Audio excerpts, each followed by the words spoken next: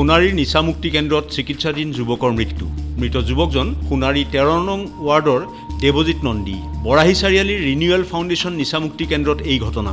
23 ডিচেম্বৰৰ পৰা নিচামুক্তি কেন্দ্ৰটোত চিকিৎসাধীন হৈ আছিল দেৱজিৎ। যুৱকজনৰ স্বাস্থ্যৰ অৱনতি ঘটাত আজি চৰাইদেউ জিলা চিকিৎসালয়ত ভৰ্তি কৰা হৈছিল।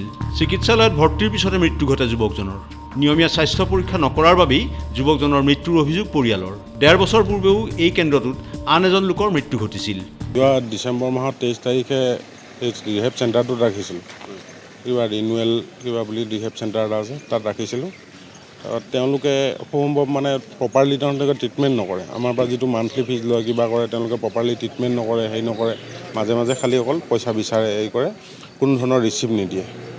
এতিয়া তেওঁলোকৰ শেষ মুহূৰ্তত তেওঁলোকে আমাক খবৰ দিছে যে এনেকুৱা কথা, আমাৰ ভাইটি বোলে বেছি গা বেয়া, আনিছে ইয়ালৈ আনিছে বুলি কওঁতে মই আহিছোঁ। আহি পেলাই এতিয়া চিকিৎসকৰ লগত কথা পাতি গম পাইছোঁ যে তেওঁলোকে ইয়ালৈ অনাৰ আগতেই তাৰ মৃত্যু হৈছে।